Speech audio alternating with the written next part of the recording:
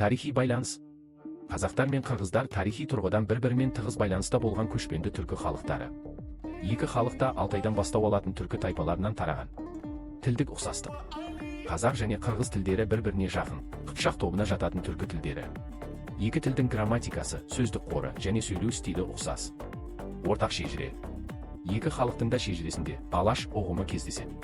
Бұл олардың ортақ тарихының символы болып саналады. Ортақ салт дәстүрлер.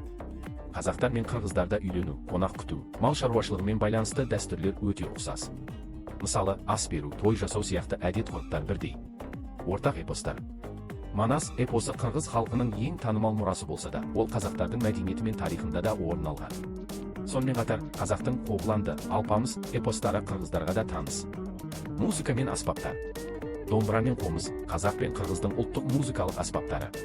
Екі халықтың әндері мен күйлері мазмұндық және әуенді